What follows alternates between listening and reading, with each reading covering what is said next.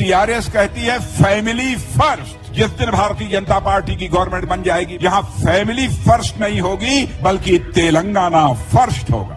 मणिपुर महीनों से जल रहा है। जम्मू कश्मीर के राजौरी में सेना के 5 जवान आतंकियों से लोहा लेते शहीद हो गए। शहीद कैप्टन की मां आगरा में बिलक बिलक कर रो रही है। उत्तराखंड में दिवाली से 41 मजदूर टनल में फंसे हुए हैं। लगभग 13 दिन हो गए, मजदूर अभी भी टनल में फंसे हुए हैं। लेकिन बीजेपी के नेताओं के सिर पर चुनावी खुमार सवार है। वो चुनावी खुमार उतरने का नाम नहीं ले रहा है।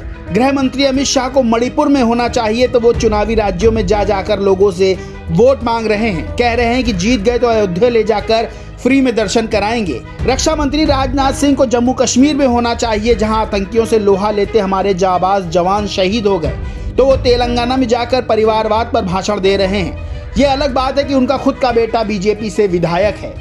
प्रधानमंत्री नरेंद्र मोदी का तो क्या ही कहें, उनको उत्तराखंड में होना चाहिए, जहां मजदूर फंसे हैं, जहां उनकी डबल इंजन की सरकार है। लेकिन वो फोन पर सिर्फ हालचाल ले रहे हैं। लेकिन वर्ल्ड कप का फाइनल मैच देखने जाना हो तो वो वहां तुरंत चले गए। खैर, मोदी को तो बहुत पहले ही मणिपुर जाना चाहिए था, लेकिन जाना तो दूर, उन्होंने एक बार बयान देना उचित नहीं समझा।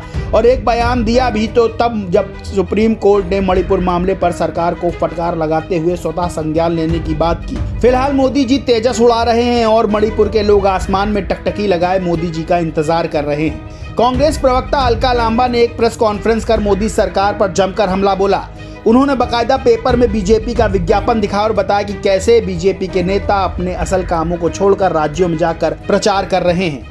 मणिपुर में हिंसा जारी है, गृह मंत्री यहाँ पर है। देश के रक्षा मंत्री की तस्वीर उन्हें जम्मू कश्मीर की धरती पर होना चाहिए था, पर वो तेलंगाना में वोट मांगने आ रहे हैं। 40 से अधिक हमारे मजदूर जिंदगी और मौत से जूझ रहे हैं। कोई चिंता है प्रधानमंत्री जी को? देखिए, चुनाव की बात की जाए तो हर जगह बीजेपी मोदी के चेहरे पर ही चुनाव लड़ रही है। 5 राज्यों में बीजेपी के पास कोई चेहरा नहीं है जिसके बल पर चुनाव लड़ा जा सके। मध्य प्रदेश की बात करें तो शिवराज सिंह चौहान का हाल सब जानते हैं कि कैसे उनको चौथी लिस्ट में डाल दिया गया था। वहीं राजस्थान में वसुंधरा राजे जैसी नेता को मोदी ने किनारे लगा दिया और पूरे चुनाव में दिग्गज नेता वसुंधरा राजे को सिर्फ अपमानित करने का काम बीजेपी ने किया। छत्तीसगढ़ में मुख्यमंत्री भूपेश बघेल पर ईडी की कार्रवाई की गई, फंसाने की कोशिश की गई।